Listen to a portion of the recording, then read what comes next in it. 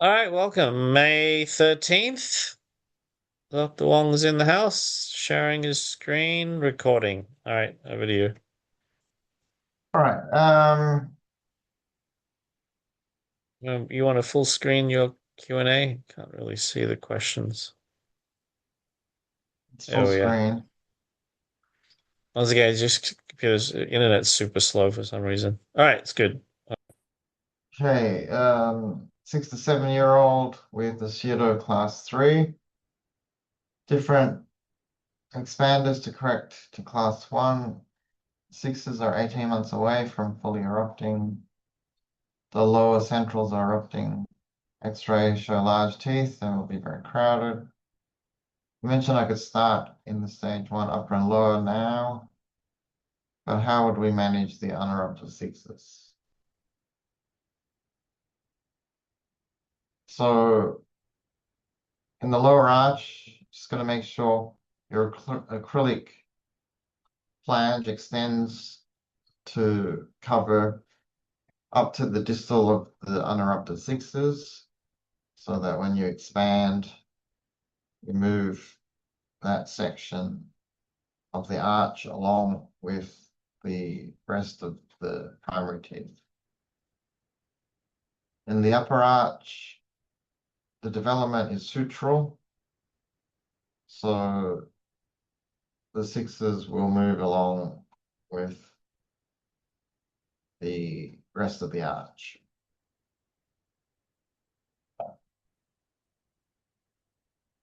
Okay.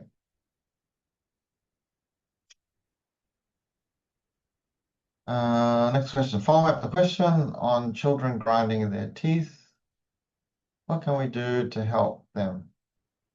One way I know is the screen if the maxillomandible is underdeveloped. If that's not the case, what's the next step we can advise the parent? So bruxing is a reflex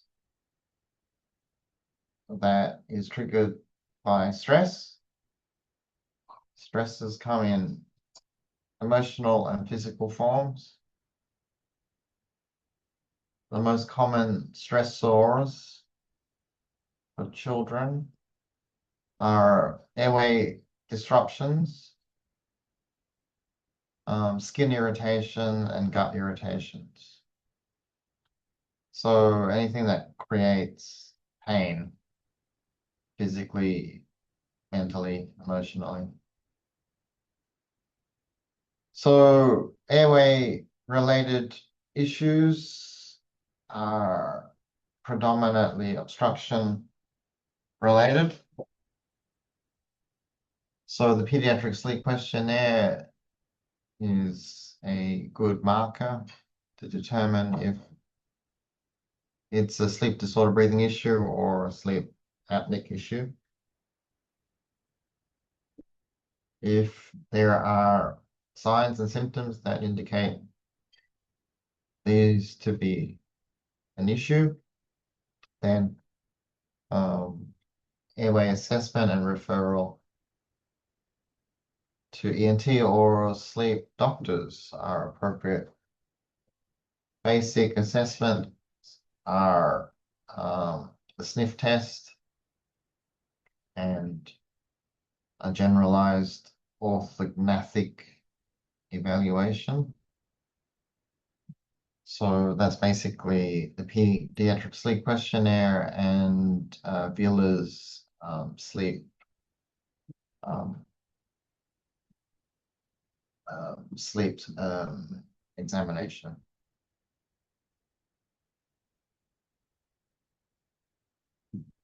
The arch forms tend not to be a primary trigger.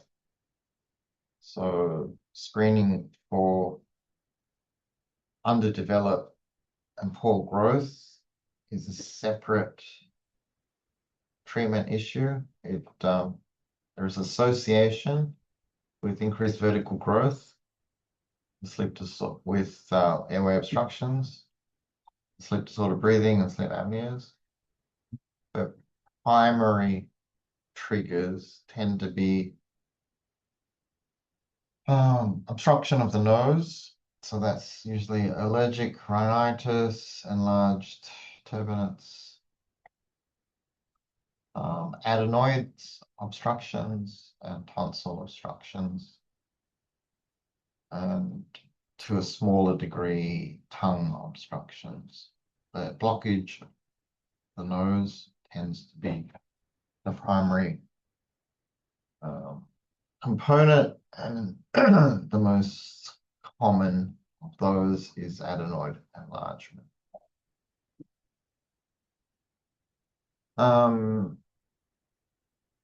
As far as the other common triggers, skin irritations tend to be eczema based, and gut irritations tend to be allergic or just general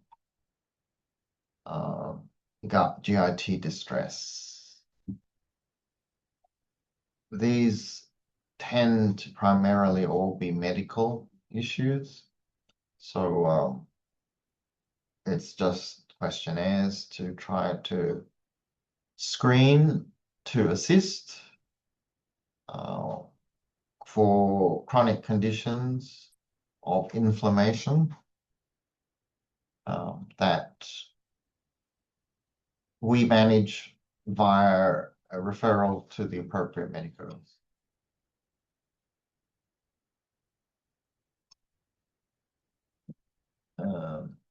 Okay, so that's basically our role. Occasionally, bruxing is related to a deep bite, Division 2 relationships. So management treatment for those tend to be related less to do with nasal blockage, adenoid blockage, or tonsil blockage, but a long soft palate that flops back and creates an airway obstruction through uvular soft palate laxity. These ones tend not to show signs in the pediatric sleep questionnaires, and they tend to be more compensatory through bruxing to tighten all the muscles. Depending on the severity of the deep bite, these are the ones that intervention through orthodontic intervention can sometimes assist. So that's the spectrum of how we cope with bruxing. Next question. I have a 9-year-old with the lower arch developed more sagittally than transverse space. We've bracketed the lower D to D to level align incisors and extracted the lower Cs to make room. And we design a new lower stage 1 to manage the eruption of the lower 4s and 3s. You designed a lower bar instead of acrylic for ease of adjustment of count lights. However, I didn't see any accessory wires in the design to distalize the 4s after the Ds are extracted or exfoliate. Where would I place these wires as the Ds are still there with brackets? Do I bury the wire in the acrylic for now until the D's gone, using the panel to gauge where the 4s will erupt later? There currently is a bracket with also wire on the Ds, so I don't think I can place an accessory wire mesial to the Ds now. Our current plan is to keep the Ds to complete the level of the incisors and then tackle the Ds. So distalizing the 4s is a future problem. Currently, your Ds are present in use with brackets and arch wire. Distalizing the 4s is 6 to 12 months away if the Ds are still present. So that's a consideration for the future and not the present. You have arch wire present, so you're not going to be able to design wire in a current appliance to manage the future. Anything beyond a month or two away is a future problem for the future to manage. Guessing into that future with the existing creation of appliance is a stab in the dark if you don't know exactly where the tooth is going to erupt. So you can design a wire that sits mesial to the Ds and extends not quite to the buckle in anticipation that at some point the D is going to fall out and then you're going to use that wire to capture the erupting pores. But it's all guesswork. Adding complexity on top of future guessing is possible, but not very logical. So by all means, if you want to add in a wire for a potential future use, do that. But if I didn't design it for you, it was probably for a reason, right? Because it doesn't make any sense to look into the future and pre-plan and guess where things are going to be and how we're going to manage them is not something that is easy when you're anticipating more than a few months into the future.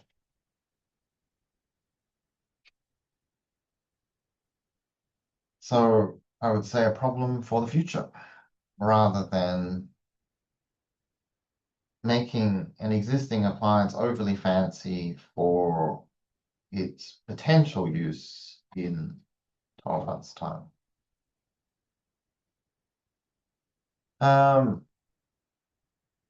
If the jaws are underdeveloped, does that mean the grinding at night is constant or intermittent grinding?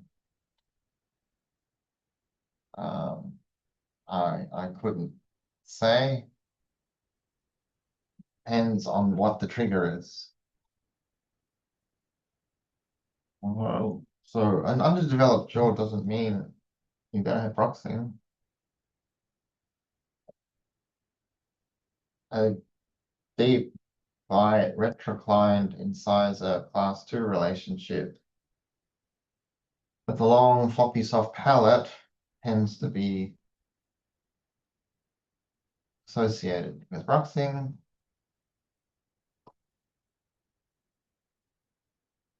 Bruxism reflex to protect the airway. When does the airway collapse? In those specific cases, tend to be when the child is on their back. So if they're on their back, their soft palate flops back, they'll clench and grind. They roll to the side, which we tend to. We're struggling with breathing at night.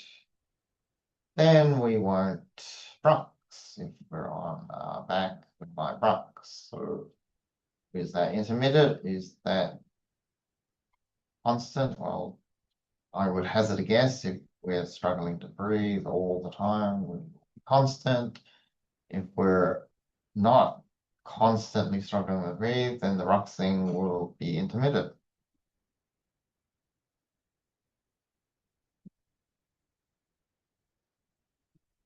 Is it normal for children in developing from full deciduous dentition to mixed dentition?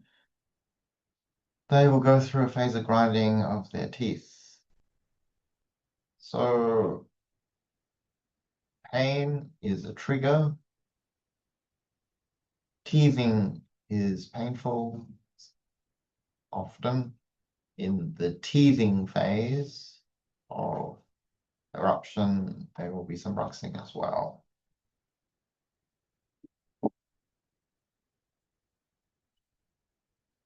Is that common? Possibly. But not everyone finds teething to be uncomfortable. Some kids tend to find it more uncomfortable than others. Some will have a passing, some will have a constant state. And then you mix that in with the other triggers for bruxing and you will get a mixed response.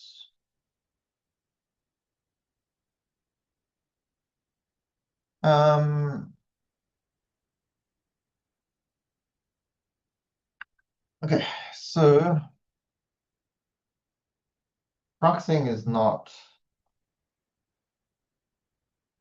have any definitive science behind the etiology.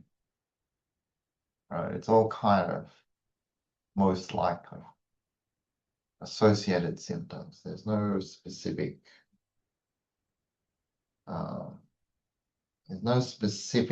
definitive etiological basis. But consensus does show bruxing is a reflex triggered as a reflex response to physical, emotional, or mental stress. The triggers for children tend to be physical, more so than emotional and mental. Those physical stressors tend to be airway related, skin related, gut related, or any form of pain triggers.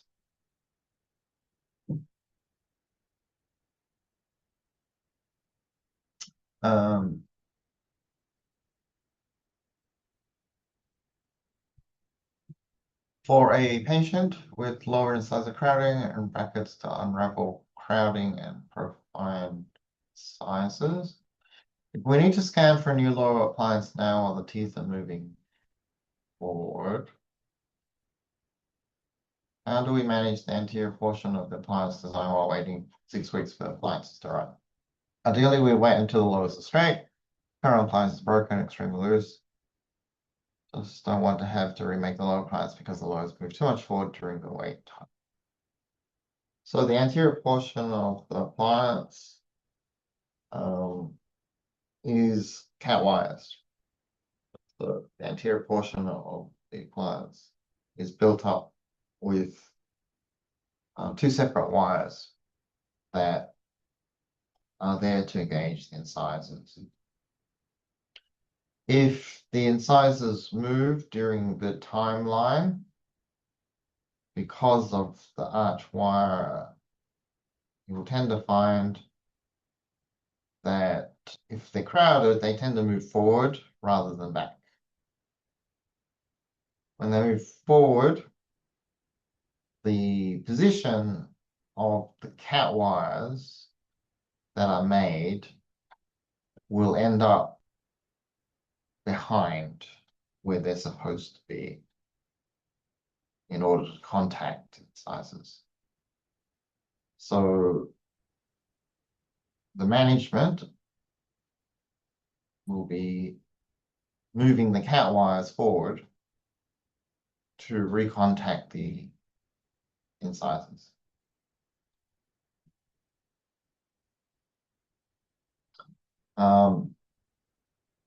Is it absolutely crucial that that is done?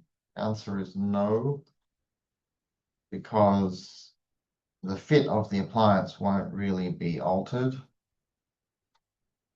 because the incisors are going to move further forward rather than back from their original position.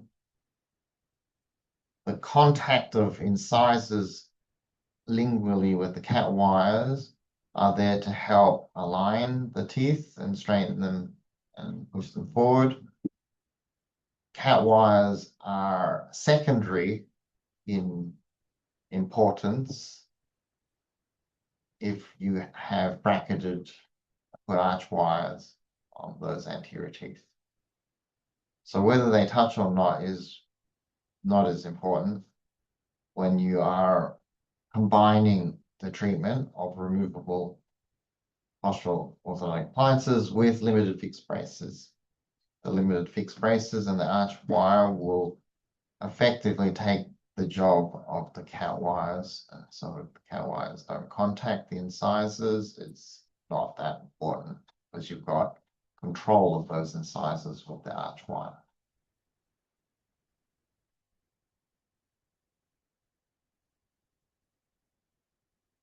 If you have the skill sets to adjust those cat wires forward so that they are repositioned to optimal contact, then that's how you manage them. Don't have the skill sets, then just leave them where they are and let the arch wire take over the role.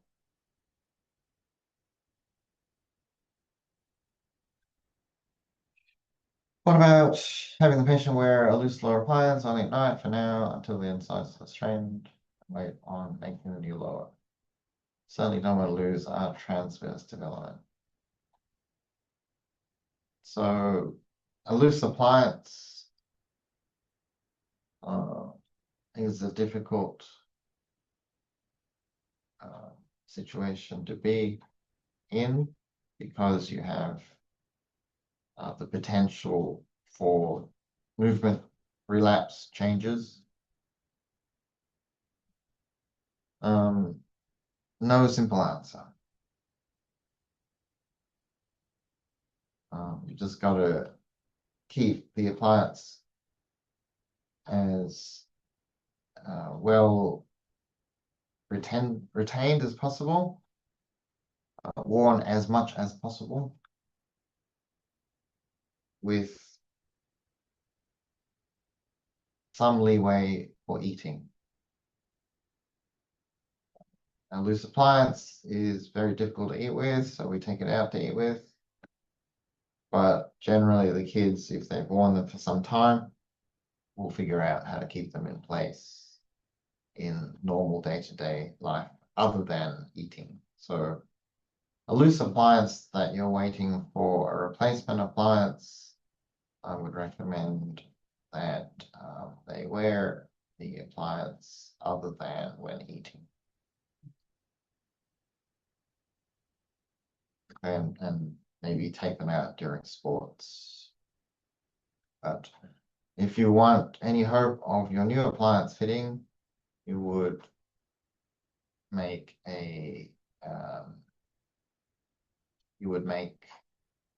them wear it as much as possible, the current existing appliance.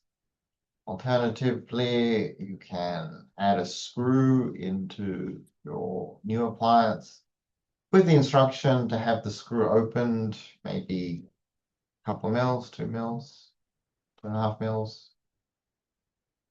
And then if you have a fit issue, you can always rewind the new appliance back, and that tends to compensate for any relapse.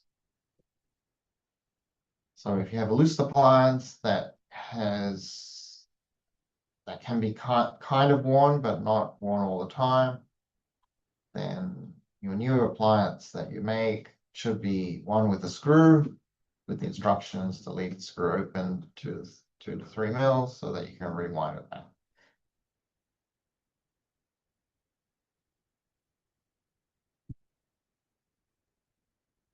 Okay, so for a patient between 10 and 12 years of age who's in an upper stage 1 retainer, done expanding and holding while the 3/4 and 5s change over. How long are they eating with a passive retainer in place? So first off, an upper stage 1 retainer is an incorrect terminology. So stage 1 appliance technically is an appliance with a screw in the middle with clasps on the middle teeth, most commonly the E's. If you are done expanding and you are waiting for the premolars to change over, then if you're clasping the E's still, then you can call it a retainer, of course. But it's technically not stage 1 retainer. There is a technical term called a stage 2, which is a changeover appliance that clasps the incisors and the 6-year-old molars. But there's no technical term called stage 1 retainer. All right, that aside, you're wearing a retainer while awaiting the changeover out of mixed dentition. How long are we eating with the passive retainer in place? So when we've completed our arch developments and we're ready to move into retention, we transition out of full-time wear of appliance to nighttime wear of appliances when we have optimized the swallow and are able to hold with suction of tongue on palate. Okay, that's the marker for the transition out of full-time wear to nighttime only. Those markers are, we've finished the arch development, we have a stable ideal-ish occlusion, and we have optimized the swallow and can create suction hold with the tongue on the palate when not wearing appliances. So the steps involved are we finish the arch development, we tidy up the incisors, and when we are happy with the occlusion and the alignment of the teeth currently present, then we start GoFX training, good oral finishing exercises. These exercises include the sipping of the water, swallowing to create a vacuum seal of the tongue onto the palate.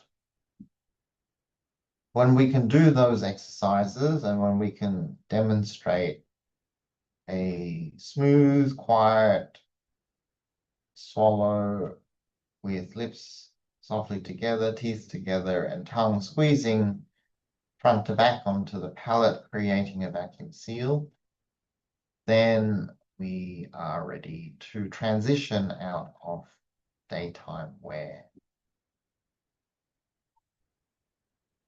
So that's when. So the next component of the question is, so let's say we finish expanding upper, then we deliver the upper retainer while the lower continues some expansion. When we finish expanding the lower a few months later, and now wearing the lower stage 1 as a retainer passively as well. Does the patient continue wearing both upper and lower expanded full time until we are done expanding both arches? So until we have an occlusion that is balanced and can interdigitate well enough for a correct physiologic adult swallow, only then are we ready to move out of full-time wear of the appliances. Because we can't start the GoFX until we have an adult physiologic swallow established, and we can't establish good adult physiologic swallow until the occlusion kind of intermeshes reasonably well. Then at that point, we start weaning off daytime wear. I'm still confused on exactly when we can wean to nighttime, only when we still have teeth changing over. So teeth changing over is an ongoing process. We have teeth changing over between the age of 6 months and 18 months in the primary dentition changeover. A's start to erupt at 6 months, and the E's finally erupt at around 18 months to 2 years. So that's one busy time of transition. The second time of transition is when the sixes begin to erupt and the lower and upper centrals erupt at around 6 years of age. And that transitions to the B's changing over at around 7. And then after all the primary incisors are lost at around 7, 7.5, the sixes have socked in and the permanent incisors continue to erupt towards meeting point, which is around 9 years of age. And then at that point in time, around a year later, at 10, the lower C's change over for the lower permanent canines. And then over that next 3 years until 13, we have the progressive changeover of D's with premolars, E's with second premolars, and then upper C's with permanent canines, which are just preceded by the 12-year-old molars, the lower 7s, and then finally upper 7. So between the age of 6 months to 13 years, there is a constant state of transition and change.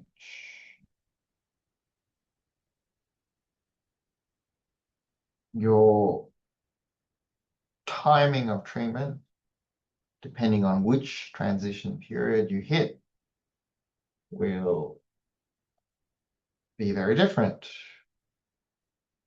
from each child. So your goal is to understand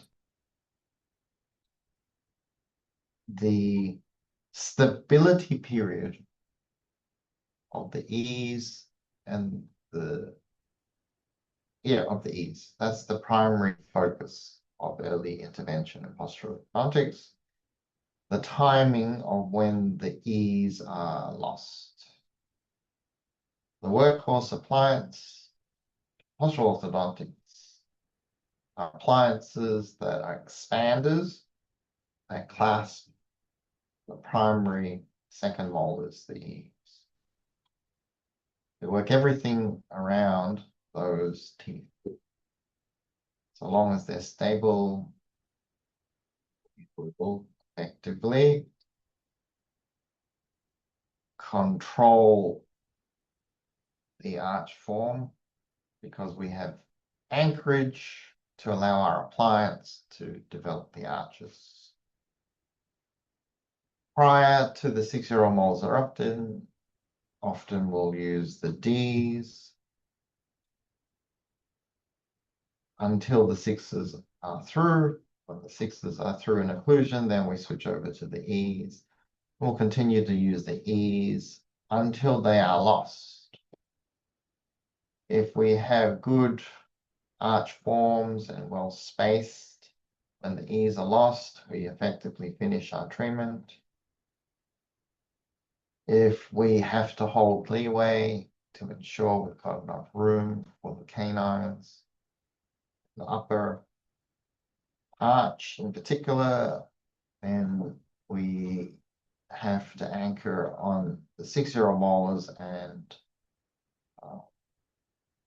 that timeline is in the preteen period, where for a short time we're trying to control the 6th position and not let leeway close so that we've got room for the premolars and the canines.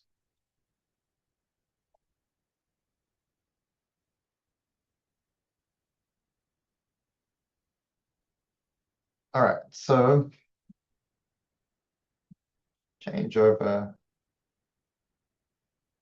Management of changeover is purely down to recall of the sequence of eruption of primary dentition and permanent dentition.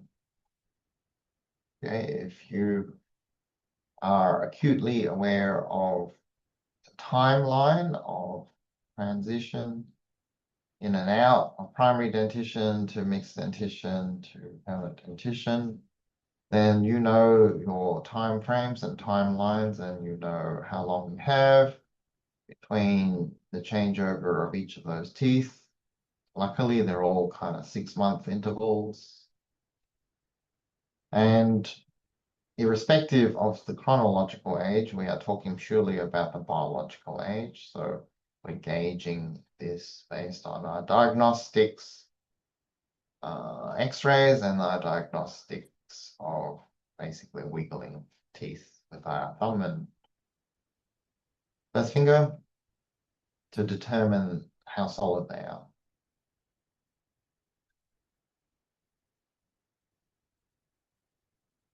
All right, so next question is how can they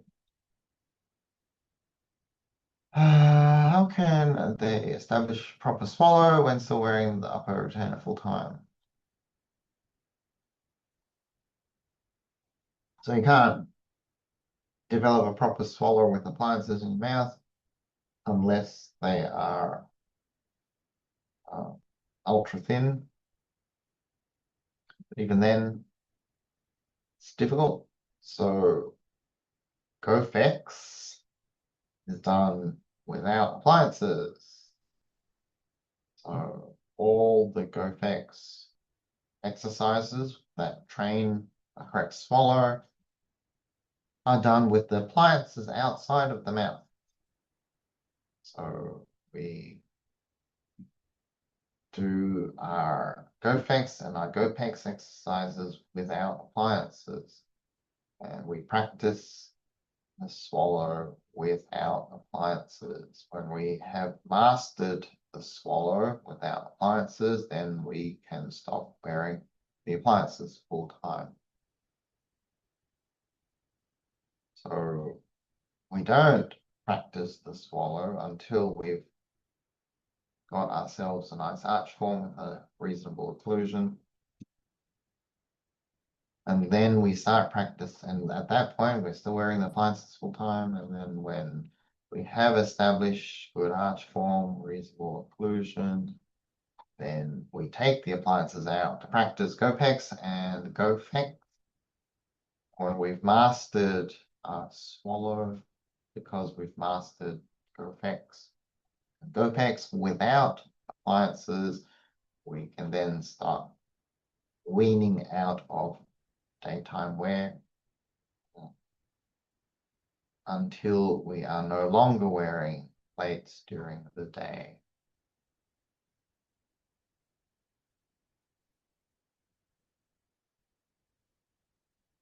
Okay.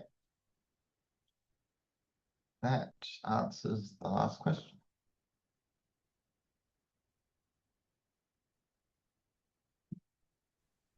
Okay, that's it. Thanks, everyone. Thanks, Simon. Fantastic. All right, bye.